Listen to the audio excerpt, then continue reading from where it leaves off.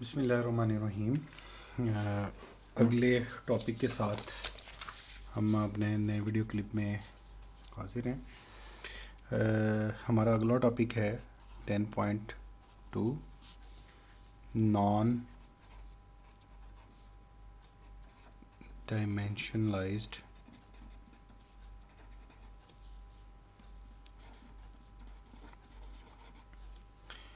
Equation of motion. हाँ जी जनाब, इक्वेशन ऑफ मोशन अब बताने की ज़रूरत नहीं है। अगर क्लास होती तो मैं आप लोगों से पूछता कौन कौन सी है जी equation of motion, continuity and Navier Stokes equation. उसको हमने क्या करना है, चैप्टर का टाइटल क्या है, अप्रॉक्सीमेट सोल्यूशन लेना है इन चीज़ों का। ठीक है, अप्रॉक्सीमेट सोल्यूशन कैसे लेना है। अप्रॉक्सीमेट सोल्यूशन लेने से पहला स्टेप क्या आया था, अप्रॉक्सीमेट सोल्यूशन स्टार्ट करने से पहले हमने फ्लो फील्ड के मुताबिक अप्रोप्रिएट अप्रॉक्सीमेशंस लगा के उस इक्वेशन को सिंप्लीफाई करना है, देन हमने उसका अप्रॉक्सीमेट सोल्यूशन लेना है। तो अप्रॉक्सीमेशन लगाने से पहले भी एक टेक्निक होती है हमारे पास, वो होती है नॉन डायमेंशनलाइज्ड। क्या होती है वो technique, non dimensionalisation. Non dimensionalisation का मतलब क्या है कि नॉन डायमेंशनलाइजेशन का मतलब ये है कि हमने नेवियर स्टोक्स इक्वेशन को यूनिट लेस बनाना है। क्या बनाना है, उसको यूनिट लेस बनाना है, ताकि हम जब उस चीज़ को कैलकुलेट करें तो हमें यूनिट से हमें यूनिट की जो मिस्टेक है ना नेवियर स्टोक्स इक्वेशन को सॉल्व करते हुए वो ना लगे।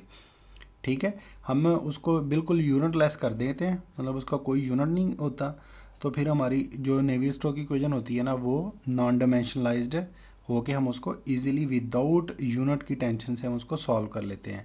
ये नॉन डायमेंशनलाइज्ड टेक्निक सबसे पहले हमें दी थी बकिंगम पाई ने। किसने दी थी, बकिंगम पाई ने, और उसने हमें नॉन डायमेंशनलाइज्ड नंबर बना के दिए थे। ये नॉन डायमेंशनलाइज्ड मेथड में बकिंगम पाई ने दिया था, जो कि FM1 का चैप्टर नंबर 7 है। उसमें आपने, मुझे उम्मीद है कि ये पढ़ा होगा। ठीक है, अगर ना नहीं भी पढ़ा हुआ तो मैं बकिंगम पाई थ्योरम के मुताबिक आपको हाइड्रोलिक मशीन्स के अंदर कुछ नॉन डायमेंशनल पैरामीटर प्रूव भी करवाऊंगा। ठीक है, तो वहाँ पे आपको बकिंगम पाई बिल्कुल क्लियर हो जाएगा। तो नॉन डायमेंशनलाइज्ड जो तरीका था वो हमें बकिंगम पाई ने दिया था, और उसने हमें नॉन डायमेंशनलाइज्ड पैरामीटर्स बना के दिए थे, just like Reynold numbers, Euler number, Strouhal number, Nusselt number. तो ये सारे non dimensional parameter Buckingham pi ने हमें बना के दिए थे। तो अब हमने नॉन डायमेंशनलाइजेशन करने का हमें फ़ायदा क्या होता है कि एक तो हमें यूनिट से डील नहीं करना पड़ता, और दूसरा ये कि हम अपनी इक्वेशन को इजीली सॉल्व कर लेते हैं। हाँ जी, अप्रॉक्सीमेशन लगानी है। अप्रॉक्सीमेशन का भी एक स्टेप फर्दर हम क्या करेंगे कि हम उसमें से यूनिट के चक्कर को ही ख़त्म कर देंगे। तो सबसे पहले अगेन वही कि मैं आपको कंटिन्यूटी करके दिखाता हूँ, देन आपको नेवियर स्ट्रोक करके दिखाऊंगा। कंटिन्यूटी इक्वेशन क्या थी जी हमारे पास, कंटिन्यूटी हमारे पास थी del vector dot V vector. Non dimensionalized करने का हमारे पास जो तरीका होता है, हम सबसे पहले नॉन डायमेंशनलाइज्ड वेरिएबल्स डिफाइन करते हैं। ठीक है, ये बुक में देखें, नॉन डायमेंशनलाइज्ड वेरिएबल्स या स्केलिंग पैरामीटर्स भी इनको कहते हैं, वो हम डिफाइन करते हैं। तो ये नॉन डायमेंशनलाइज्ड जो स्केलिंग पैरामीटर्स हैं वो मैं आपको करके दिखाता हूँ। फ़र्ज़ करें जी मेरे पास एक टर्म है टाइम, इसका यूनिट क्या है, सेकंड। अब मैंने इसको नॉन डायमेंशनलाइज करना है। नॉन डायमेंशनलाइज की एक नोटेशन होती है कि हमने हर चीज़ को इन दी फॉर्म ऑफ स्टार लिखना है। हाँ जी, स्टार में अगर मैंने टाइम को नॉन डायमेंशनलाइज करना है, जिसका यूनिट है सेकंड, सेकंड को ख़त्म करना है, तो सेकंड्स को मतलब जो ख़त्म करने के लिए हमारे पास होती है फ्रीक्वेंसी 1/सेकंड, साइकिल्स पर सेकंड। ठीक है, तो इसको ख़त्म करें, अगर हम ख़त्म करें तो हमारे पास क्या आ जाएगा, अगर मैं टाइम को मल्टीप्लाई कर दूं फ्रीक्वेंसी के साथ तो इसका यूनिट क्या बनेगा, सेकंड्स मल्टीप्लाई बाय 1/सेकंड, दोनों कट गए, तो ये टी स्टार है, नॉन डायमेंशनलाइज्ड आ गया। सिमिलरली मेरे पास कोई लेंथ है एक्स, कोई वेक्टर था। ठीक है, उसको लेंथ को मैं लेंथ से डिवाइड कर दूं तो मेरे पास ये एक्स क्या हो जाएगी, लेंथ। जो मैंने पिछले वीडियो में आपको डेल्टा एक्स करके दिखाया था, ये वो वाला एक्स है, मतलब जो डिस्टेंस होता है दो चंक के दरमियान। तो यहाँ पे metre divided by metre, metre से मीटर कट गया। ठीक है, सिमिलरली अगर मेरे पास कोई वेलोसिटी है, ठीक है, तो उसको मैं कैसे करूँगा, वेक्टर को वेक्टर पे मैग्नीट्यूड पे डिवाइड कर दूंगा, वेक्टर को मैग्नीट्यूड पे डिवाइड कर दूंगा तो ये मेरे पास है वेलोसिटी नॉन डायमेंशनलाइज्ड होगी। तो ये एक मतलब लाजमी नहीं है, देखें मेरी बात सुने, लाजमी नहीं है कि जैसे इसने इसको लेंथ से किया है तो हमने भी इसको लेंथ से ही करना है। ठीक है, जब हम एक्चुअल रिसर्च का कोई प्रॉब्लम सॉल्व कर रहे होते हैं ना, तो फिर हम मतलब अगर मैंने इसको लेंथ से करके देखा और मुझे पता है कि यार मेरा सोल्यूशन ठीक नहीं आ रहा या वो गोइंग टू वर्ड जो है वो रियल लाइफ सिचुएशन नहीं जा रहा, तो मैं इसको डायमीटर से भी कर सकता हूँ। मतलब ये है कि हमने उस चीज़ से इस चीज़ को डिवाइड करना है जिससे इसका यूनिट ख़त्म हो जाए। ठीक है, अगर कोई लेंथ है तो मैंने, अगर कोई डायमीटर था तो मैं इसको डायमीटर पे डिवाइड कर दूंगा, समझ लगी। अगर अगर जिस चीज़ पे डिवाइड करूंगा वो ये चीज़ बन जाएगी। ठीक हो गया। सिमिलरली अगर कोई मेरे पास प्रेशर है, ठीक है, इसको मैं कैसे करूँगा, P over P not minus P infinity. ठीक है, ये जो प्रेशर डिफरेंस है इसको हम हाइड्रोस्टैटिक प्रेशर कहते हैं। हाइड्रोस्टैटिक प्रेशर डेल्टा P होता है हमारे पास। ठीक है, तो ये हाइड्रोस्टैटिक प्रेशर के बारे में आप अपना कॉन्सेप्ट क्लियर कर लीजिएगा। ठीक है, क्योंकि ये FM1 का कॉन्सेप्ट है। हाँ जी, जी वेक्टर को हमेशा कैसे करेंगे, स्टार को जी वेक्टर ओवर जी मैग्नीट्यूड, ग्रेविटी भी हमारे पास होगी, और ये जो डेल स्टार था इसको हम कैसे करेंगे, एल डेल वेक्टर। ये हमारे पास जी स्केलिंग पैरामीटर्स हो गए। अब यहाँ पे प्रेशर को प्रेशर पे डिवाइड कर दिया, प्रेशर को प्रेशर पे डिवाइड कर दिया, ये यूनिटलेस हो गया। ग्रेविटी को उसके मैग्नीट्यूड से डिवाइड कर दिया, ये यूनिटलेस हो गया। हाँ जी, ये एल और ये डेल्टा, ये कैसे हुआ, हमारे पास लेंथ का यूनिट होता है मीटर मल्टीप्लाई बाई डेल क्या था, याद करें मैंने आपको बताया था डेल वेक्टर किसके बराबर होता है, पार्शियल ओवर पार्शियल एक्स। तो ये एक्स क्या चीज़ है, this is length, this is length. तो 1 ओवर मीटर, मीटर से मीटर कट गया तो ये भी यूनिटलेस आ गया। हाँ जी, हमारे पास नेवियर स्टोक्स की इक्वेशन क्या थी, नेवियर स्टोक्स की इक्वेशन हमारे पास ये थी, rho partial V vector over partial T plus V vector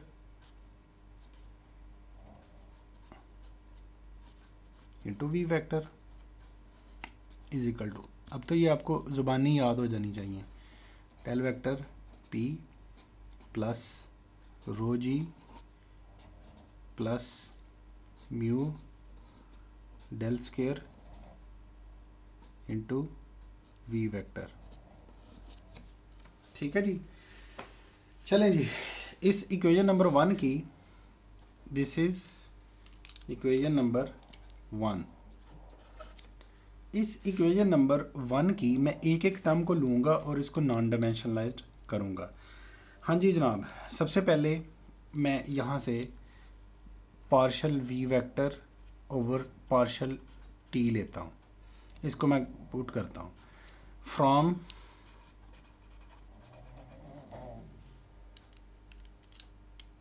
scaling parameter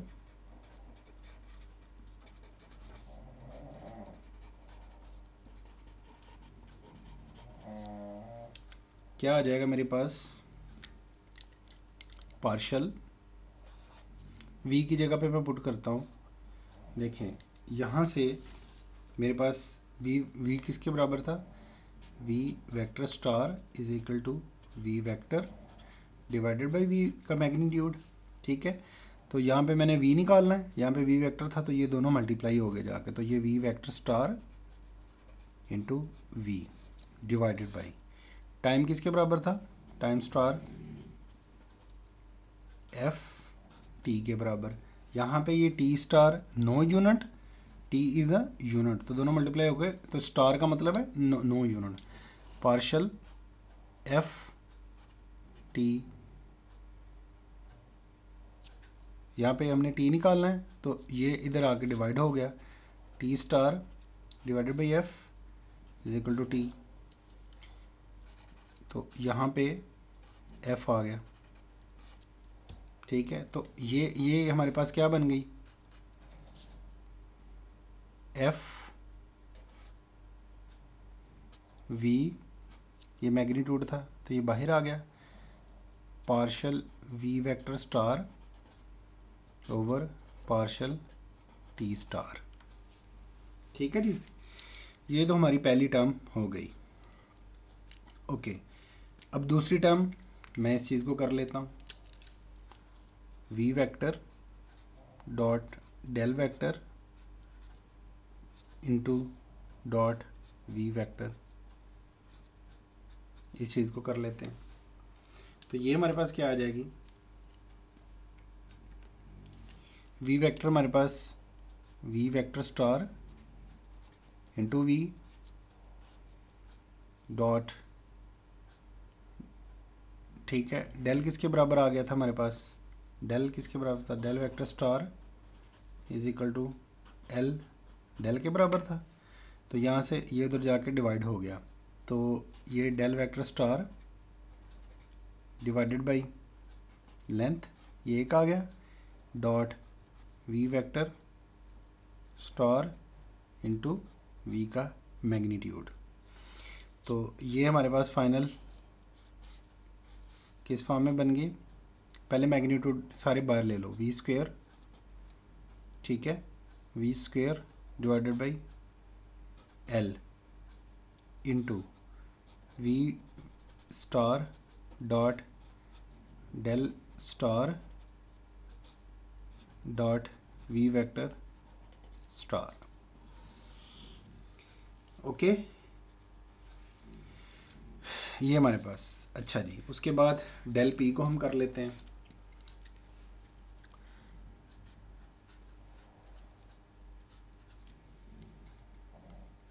del P किसके बराबर आ गया, डेल किसके बराबर आया जी, del vector star divided by L, और पी किसके बराबर आ गया, अगर आपको याद हो तो हमारे पास पी किसके बराबर था, P star equal to P naught minus P infinity. तो यहाँ से ये उधर जाकर मल्टीप्लाई होगा तो यहाँ पी आ गया, क्योंकि हमने पी पुट करना है यहाँ पे, तो P star into P naught minus P infinity, ठीक है। तो यहाँ पे डेल पी हमारे पास किसके बराबर आया, ये आ गया आपके पास P naught minus P infinity divided by L into del vector star into P star, ठीक है। ये स्टार वाली जितनी है सारी क्या हैं जी आपके पास नॉन डायमेंशनलाइज्ड। ओके, आगे चलते हैं, ठीक हो गया। तो अब हमारे पास क्या बन गया,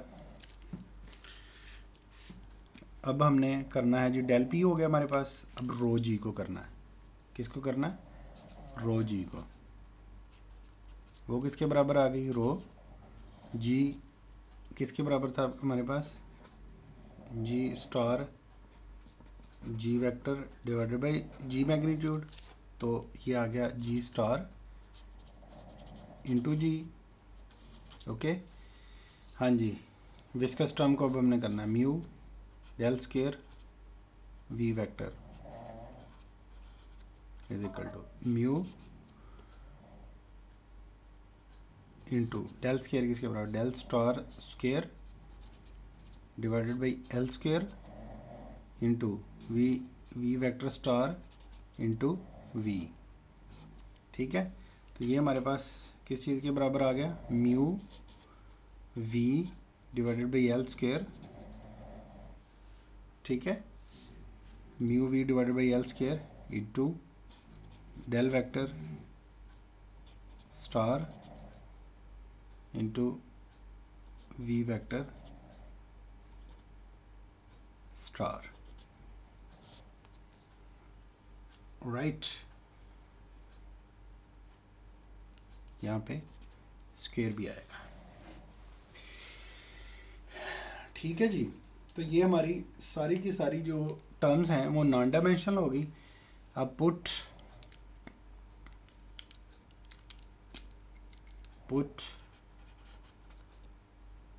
all non-dimensional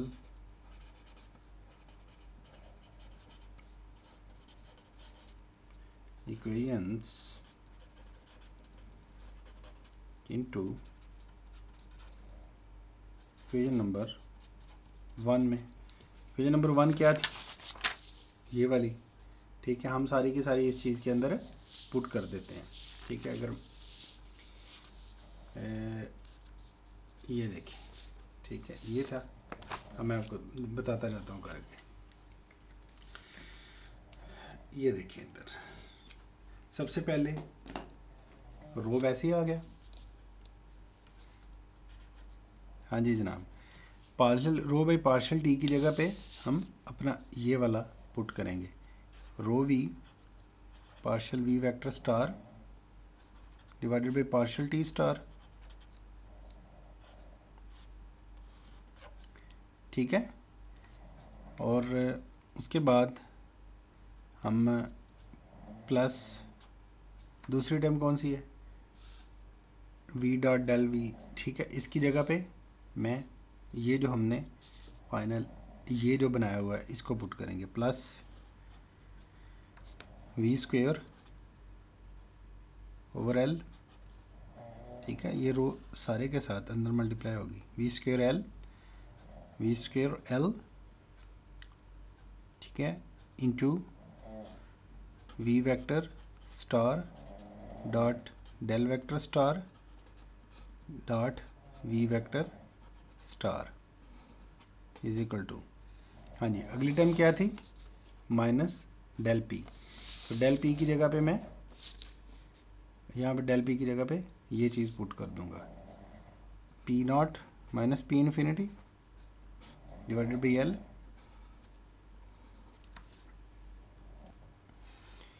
into del vector star into P star, ठीक है। हाँ जी, उसके बाद कौन सी थी, रो जी।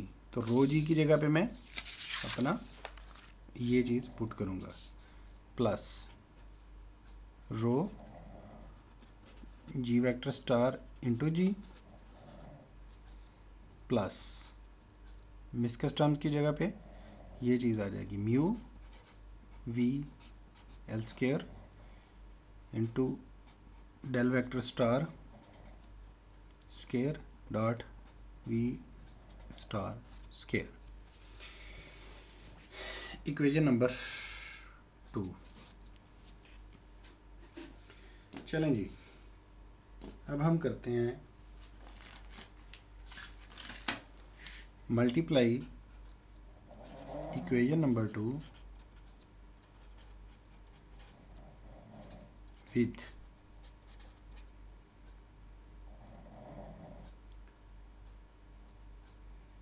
L over rho V square, L over rho V square. चलें जी, अब इसको कर लेते हैं।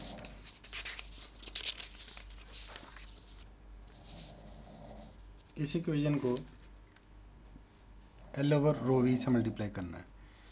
तो मेरे पास क्या आ गया, पहले रो को अंदर मल्टीप्लाई कर लेते हैं। ये रो डबल लिखा गया था, रो, ठीक है। Rho V, oh sorry this was F, rho V F, ठीक है, into partial V star over partial T star plus, ठीक है, इसमें रो, ये रो इधर जाकर multiply, rho V square over L into V vector star dot del vector star dot V vector star is equal to, सारी आगे same जो ऊपर लिखी हुई है वही आ जाएगी, ठीक है। चलें जी, अब हम अपनी इक्वेशन नंबर 2 को मल्टीप्लाई करते हैं L over rho V square के साथ। Rho V F partial V star over partial T star multiply by L over rho V square plus दूसरी टर्म कौन सी थी, rho V square divided by L multiply by rho V square divided by L into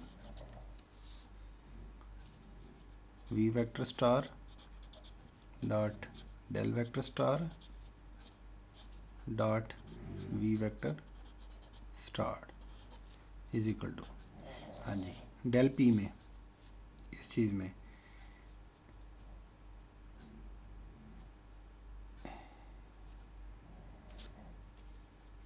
यहाँ पे गलत हो गया, this was L over rho V square, ठीक है, यहाँ पे भी L over rho V square, यहाँ पे भी L over rho V square और यहाँ पे भी L over rho V square into P naught minus P infinity divided by L into del star into P star plus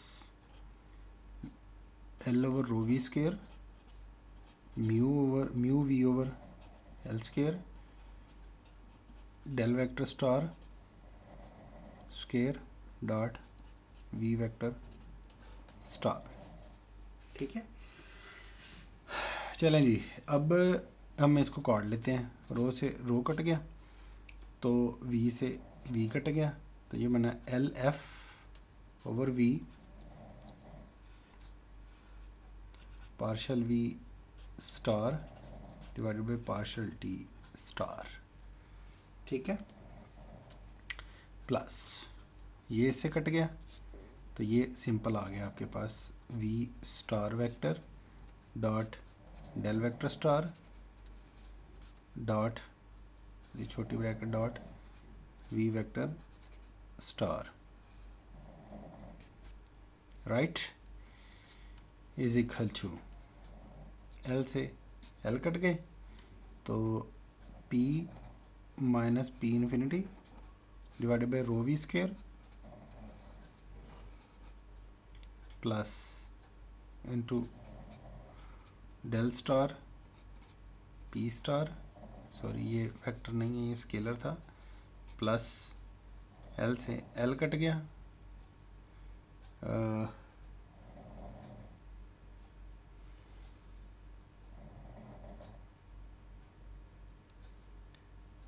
we से V cut गया तो mu over rho V L into del star square dot V vector star, समझ लग रही है बेटा, ठीक है।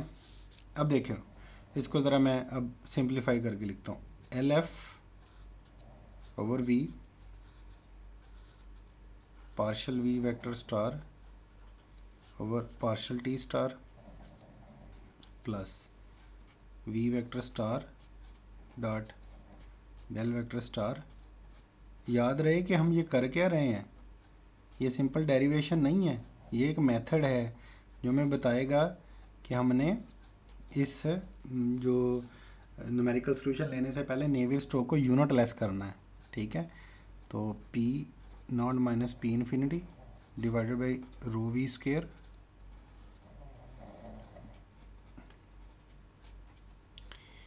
P star plus mu over rho V L del vector star square dot V vector star, ठीक है जी।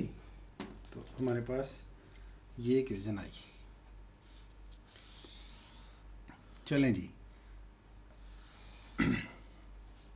अब इस इक्वेशन का देखते हैं कि भाई यूनिट है या नहीं है। सबसे पहले एल एफ ओवर वी इसका यूनिट निकालें, मीटर 1/सेकंड तो डिवाइड बाई मीटर पर सेकंड, नो यूनिट स्टार है, अंडरस्टूड है कि नो यूनिट है, टी स्टार है नो यूनिट, सारा स्टार है no unit is equal to pressure over rho V square. तो यहाँ पे थोड़ा सा मैं आपको बता दूँ कि P naught minus P infinity is the hydrostatic pressure जो हमारे बाउंड्रीज पे मिल रहा होता है, और this is the dynamic pressure rho V square जो कि ड्यू टू मोशन यानी कि डायनामिक वेलोसिटी की वजह से जो उसकी एनर्जी होती है उसको हम डायनामिक हेड कहते हैं, और जो प्रेशर की वजह से जो उसकी एनर्जी होती है वो हम उसको कहते हैं हाइड्रोस्टैटिक हेड। ये हमें बाउंड्रीज पे मिलता है, कोई भी वॉल है ना, कोई भी पाइप है तो उसकी बाउंड्रीज पे जो हमें हेड मिलेगा प्रेशर हेड, वो होगा प्रेशर हेड। और जो उसके सेंटर पे हमें मिलेगा वो होगा वेलोसिटी हेड। जैसे कि मैंने वेलोसिटी प्रोफाइल आपको प्रीवियस लेक्चर के अंदर दिखाया था, ये देखें। इसके सेंटर पे जो हमें मिलेगी वो हाईएस्ट वेलोसिटी मिलेगी, तो इस यहाँ में सेंटर पे क्या होगा, वेलोसिटी हेड होगा। और यहाँ पे वेलोसिटी मिनिमम है, तो आपको बर्नौली इक्वेशन के मुताबिक पता है कि where speed is low pressure will be high, तो बाउंड्रीज पे प्रेशर इसका हाई होगा। तो ये क्या हो गया हमारा हाइड्रोस्टैटिक प्रेशर और hydrodynamic pressure. Dynamic pressure rho V square है जनाब, तो प्रेशर का यूनिट तो पास्कल नहीं होता, लेकिन ये तो वेलोसिटी है। अब क्या करें, तो इसका यूनिट निकाल के देख लेते हैं। अगर तो यूनिट इसका पास्कल बन जाता है तो इट मीन्स कि ये प्रेशर है, अदरवाइज़ ये प्रेशर नहीं है। किलोग्राम पर metre cube into metre square पर सेकंड स्क्वायर, ठीक है। तो मीटर से मीटर कट गया, किलोग्राम मीटर पर सेकंड स्क्वायर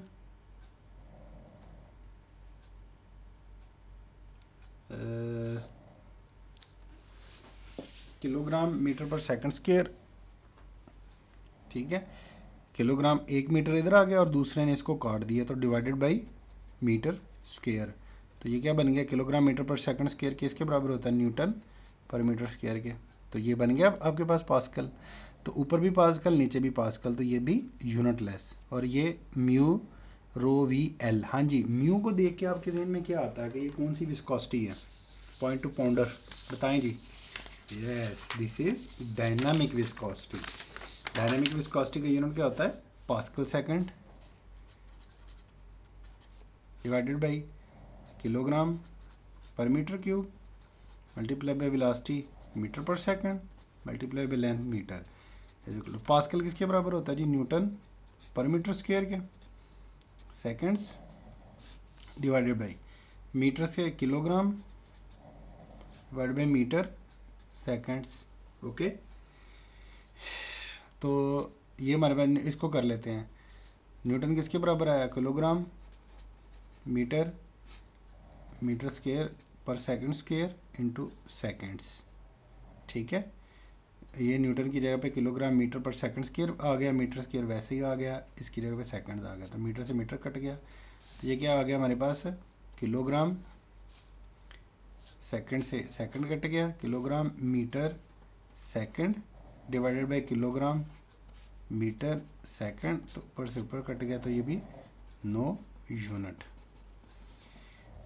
जब ये 9 यूनिट हो गया तो ये अगला भी स्टार वाला है, तो 9 यूनिट। तो ये सारी चीज़ें में क्या पता चला कि ये जितनी इक्वेशन है ये सारी की सारी अब नॉन डायमेंशनल हो चुकी है। लेकिन यहाँ से हमें ये जो रेशोज़ बनी है ना, ये एक नॉन डायमेंशनल नंबर्स बन चुके हैं हमारे पास। नॉन डायमेंशनल नंबर कैसे, मैं आपको दिखाता हूँ। ये देखिए इधर, सबसे पहले ये जो एफ ओवर वी है, what is F, F is the frequency of water cycles पर सेकंड, यानी कि अब इसको चेंज इन साइकिल्स पर सेकंड कह सकते हैं। कि अगर कोई स्टेडी या स्टैग्नेंट फ्लूइड है तो उसमें चेंज आ ही नहीं रही, तो हम उसकी फ्रीक्वेंसी 0 लेंगे, ठीक है। तो L F over V is the Strouhal number, ठीक है।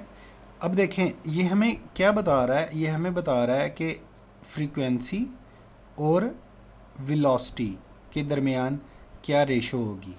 अगर फ्रीक्वेंसी ज़्यादा है और उसकी फ्रीक्वेंसी यानी कि उसकी चेंज और उसकी वेलोसिटी के दरमियान जो वेरिएशन है वो हमें क्या बताएगा, स्ट्रोहल नंबर। सिमिलरली ये दूसरा नंबर है P naught minus P infinity rho V square, जो कि हाइड्रोस्टैटिक प्रेशर को हाइड्रोडायनामिक के साथ रिलेट कर रहा है। तो ये क्या होगा, ऑयलर नंबर। ऑयलर नंबर क्या करता है, हाइड्रोस्टैटिक प्रेशर को मतलब कि आपको बताता है कि बाउंड्रीज पे प्रेशर ज़्यादा आ रहा है या सेंटर पे ज़्यादा वो प्रेशर उसका आ रहा है वाटर का, तो वो ऑयलर नंबर हमें बताता है। यानी कि हाइड्रोस्टैटिक और हाइड्रोडायनामिक प्रेशर की जो रेशो नंबर देता है वो हमारे पास ये होता है।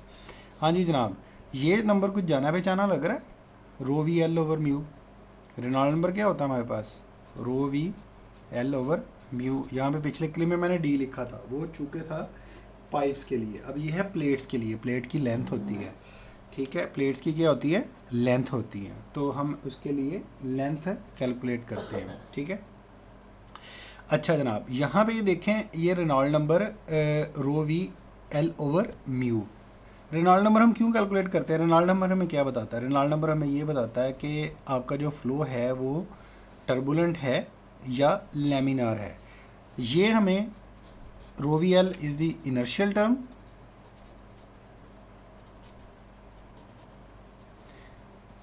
और viscosity is the viscous term. Velocity inertia मैंने बताया था कि मूविंग हालत, और ये viscous term inertial over viscous के मुताबिक ये हमें बताता है कि आपका कोई फ्लो है वो अगर वो स्पीड के साथ चल रहा है या वो आहिस्ता आहिस्ता चल रहा है, ठीक है। अब देखें, अगर किसी की विस्कोसिटी ज़्यादा है, ठीक है, तो उसका रेनॉल्ड नंबर कम निकलेगा, उसका रेनॉल्ड नंबर कम निकलेगा, दोनों आपस में इनवर्सली प्रोपोर्शनल हैं, ठीक है, उसका रेनॉल्ड नंबर कम निकलेगा। और अगर किसी की वेलोसिटी ज़्यादा है, ठीक है, अगर किसी की वेलोसिटी ज़्यादा है, उसकी इनर्शियल टर्म ज़्यादा है, तो वो रेनॉल्ड नंबर उसका ज़्यादा निकलेगा। और रेनॉल्ड नंबर ज़्यादा होने का मतलब क्या है कि you are moving toward turbulent flow. इसका मैं अगर क्लोज पाइप में आपको बता पाऊँ कि रेनॉल्ड नंबर अगर आपका लेस देन है 2300, तो this is laminar. Reynold number less than और इक्वल टू 2600, ठीक है, तो और रेनॉल्ड नंबर 2300 से, ठीक है, 2300 से ग्रेटर है और लेस देन 26 है, तो ये इन बिटवीन है, ट्रांजिशन फेज़ है, ना लेमिनार है या टर्बुलेंट है। और इसमें अपने हमारी मर्ज़ी होती है डिपेंडिंग अपॉन द सिचुएशन कि हम उसको लेमिनार लेके भी सॉल्व कर सकते हैं और टर्बुलेंट लेके भी सॉल्व कर सकते हैं। सिमिलरली रेनॉल्ड नंबर अगर ग्रेटर देन है 3000 से या 2600 से, तो ये हमारा टर्बुलेंट हो जाता है। तो हमें पता कैसे चलता है टर्बुलेंट फ़्लो, टर्बुलेंट फ्लो ऐसा फ्लो होता है जिसकी वेलोसिटी ज़्यादा होती है। जब उसकी वेलोसिटी ज़्यादा होगी तो उसमें चेंजेस भी ज़्यादा आएंगी। तो क्या ये वही नहीं है जिसकी वेलोसिटी ज़्यादा है उसकी रेनॉल्ड नंबर ज़्यादा है? तो ये हो ही नहीं सकता कि आपका कोई टर्बुलेंट फ्लो है और उसकी वेलोसिटी कम है, अनटिल या अनलेस के कोई बहुत मतलब कोई स्पेशल केस ना हो, ठीक है। तो ये आपके पास रेनॉल्ड नंबर है। यहाँ पे जनाब ये हमारी जो इक्वेशन है वो नॉन डायमेंशनल इक्वेशन है, ये अब हमारी हो चुकी है। यहाँ पे मैंने आपको बता दिया कि अगर मैं इसको लिखूँ, इस रेनॉल्ड इक्वेशन को लिखूँ in term of non dimensional parameters में, तो मेरी क्या बनेगी, Strouhal number into partial V star over partial T star plus del vector star V vector star is equal to, हाँ जी, Euler number star P plus 1 over Reynold number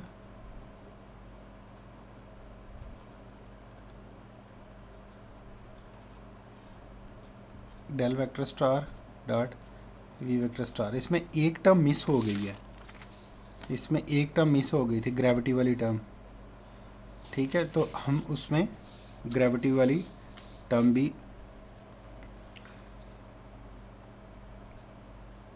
ये देखिएगा जी, यहाँ पे मिस हो गई थी, ये आपको ग्रेविटी वाली टर्म नज़र आ रही है। इस टर्म को भी हमने रो वी एल से मल्टीप्लाई करना है इक्वेशन नंबर 2 में, ठीक है। तो यहाँ पे इसको मैंने मल्टीप्लाई जब किया तो रो से रो कट गया, तो मेरे पास क्या आ गया जी, L G over V square,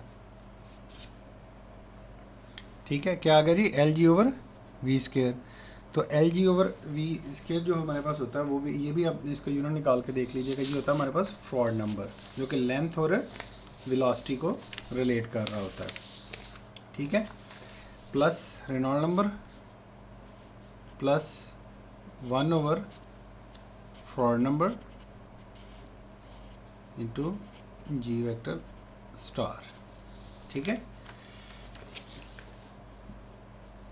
जो कि हमारे पास फॉरवर्ड नंबर किसके बराबर होता है,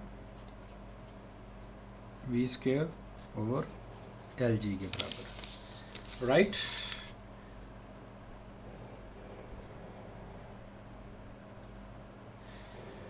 हाँ जी जनाब, यहाँ पे ना, यहाँ पे ये तो होगी हमारी नॉन डायमेंशनल हो गई नेवियर-स्टोक्स इक्वेशन। चलो जी, हम बिल्कुल ऐसा करते हैं कि हम यहाँ पे स्टार्ट मैंने यहाँ से लिया था, तो अब हमारी कंटिन्यूटी रह गई है नॉन डायमेंशनल करने के लिए, तो इसको करके देख लेते हैं जी। डेल की जगह पे पुट करें जी, del star divided by L into V star into V is equal to zero, तो ये वी ओवर एल, ठीक है, into del star dot V star, length उधर जाकर मल्टीप्लाई हुई, वेलोसिटी मैग्नीट्यूड में है तो ये उधर जाकर मल्टीप्लाई हुई, तो हमारे पास फाइनल कंटिन्यूटी इक्वेशन क्या बन गई, इज इक्वल टू ज़ीरो, ठीक है। तो नॉन डायमेंशनलाइज्ड फॉर्म में इक्वेशन ऑफ मोशन क्या बनी, dot V vector star is equal to zero. यहाँ पे अब कुछ कमेंट्स हैं जो मैं करना चाहता हूँ इस चीज़ के ऊपर। सबसे पहले इसके अंदर कोई एडिशनल टर्म प्रोड्यूस नहीं हुई, तो हम इसको एज इट इज़ सॉल्व करेंगे। इस इक्वेशन में हमें बहुत सारे non dimensional number Euler, Reynold, Froude, Strouhal number appear हो गए हैं। तो अब इस इक्वेशन का फिज़िकल मतलब क्या है, पहले नंबर पे तो ये है कि जितने नॉन डायमेंशनल वेरिएबल्स हैं जस्ट लाइक वी स्टार, ठीक है, तो इन सारों का मैक्सिमम मैग्नीट्यूड कितना है, 1 है, ठीक है, और ऑर्डर भी क्या है इसका, 1 है। किसी की पावर आपको नज़र नहीं आएगी यहाँ पे, ठीक है, एक्सेप्ट यहाँ पे किसी चीज़ की आपको पावर नज़र नहीं आएगी एक्सेप्ट यहाँ पे, ठीक है, जबकि ये पार्शल के ऊपर कोई आपको इसकी नज़र नहीं आएगी।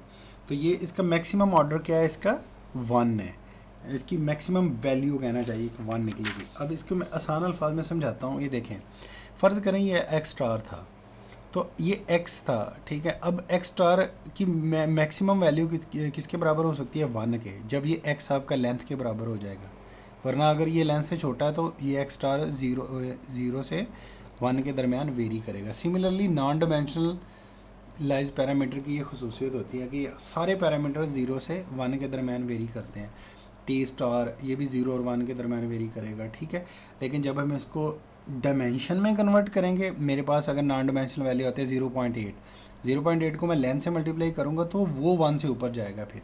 लेकिन नॉन डायमेंशनल पैरामीटर की जो वैल्यू है वो हमेशा उसकी मैक्सिमम ऑर्डर रहेगा, उसका 1 मैक्सिमम वैल्यू रहेगी उसकी 1, क्योंकि ये ऊपर और नीचे है। ज़ाहिर बात है, मैं कहता हूँ कि यार मेरे पास एक 8/10 है, तो मतलब मैक्सिमम इसकी वैल्यू 10 है, 10 से ऊपर जा ही नहीं सकती। तो मैं मतलब मैक्सिमम 8 को 9 कर दूं या 10 कर दूं, तो ये वैल्यू जैसे जैसे 10 से नीचे है तो 0 से नीचे रहेगी, और ये 10 के बराबर हो गई तो ये 10 ही यहाँ पे आ जाएगा, ठीक हो गया। तो ये हमारे पास इसका मैक्सिमम ऑर्डर ये है, हमारे पास मैक्सिमम ऑर्डर है इसका 1, ठीक है। दूसरे नंबर पे ये है कि जब इन नॉन डायमेंशनल वेरिएबल्स का हमारे पास मैक्सिमम ऑर्डर 1 है, तो जितने ये नॉन डायमेंशनल वेरिएबल्स हैं ना, फिर हम इनको डिफ़ाइन करते हैं कि ये इक्वेशन में रहेंगे या नहीं रहेंगे, ठीक है। फ़र्ज़ करें कि एक मैं मिसाल देता हूँ कि अगर मैं कहता हूँ कि मेरे ऑयलर नंबर कम है, ठीक है, स्ट्रोहल नंबर भी कम है, तो ये दोनों नंबर क्या हो जाएंगे, रेनॉल्ड नंबर ज़्यादा हो जाएगा। ऑयलर नंबर कम है, इसका फिज़िकली क्या मतलब है जी, कि मैं अगर आपको दिखा पाऊँ, ऑयलर नंबर कम है, ये कम है, वेलोसिटी ज़्यादा है। जब वेलोसिटी ज़्यादा तो कौन सा नंबर ज़्यादा होगा, रेनॉल्ड नंबर, ठीक है। तो यहाँ पे आयलर नंबर अगर कम है, स्ट्रोहल नंबर कम है, स्ट्रोहल नंबर कम का मतलब है कि उसमें change with respect to time नहीं आ रही, ठीक है, ये कम है, ये कम है, तो ये नंबर दोनों ज़्यादा हो जाएंगे, हम इसको इग्नोर कर देंगे, इसको इग्नोर कर देंगे, इन दोनों को सॉल्व करेंगे। अगर नॉन नंबर वाली टर्म्स कम है तो इसको इग्नोर कर देंगे। तो अब फिर हम इस इक्वेशन को सॉल्व करने से पहले नॉन डायमेंशनल नंबर निकालते हैं, जो निकलते हैं कंसिडरेबल फॉर्म में, उनको हम रख लेते हैं, बाकियों को इग्नोर कर देते हैं। तो इसकी एक सिग्निफिकेंस ये भी हुई कि हमें बाकी इन टर्म्स को, स्टार वाले टर्म्स को डील नहीं करना पड़ता, हमें सिर्फ ये नॉन डायमेंशनल नंबर कैलकुलेट करने पड़ते हैं इसको सॉल्व करने से पहले, और हम डिफाइन कर देते हैं कि कौन सी टर्म इसमें रहेगी और कौन सी इग्नोर हो जाएगी। फॉर एग्जाम्पल मैं कहता हूँ माई फ्लूइड इज स्टैटिक, तो फ्रीक्वेंसी क्या हो गई, ज़ीरो हो गई। जब फ्रीक्वेंसी ज़ीरो होगी तो स्ट्रोहल नंबर आपका उड़ गया, ठीक हो गया। तो ये होता है। अब दूसरे नंबर पे मैं कहता हूँ कि मेरा फ्लूइड जो है वो कॉजी स्टडी है। कॉजी स्टडी, एक स्टडी होता है, एक ट्रांजिएंट होता है, दरमियानी होता है कॉजी स्टडी, यानी कि जिसमें change with respect to time आ तो रही हो लेकिन उसका स्पैन बहुत ज़्यादा हो।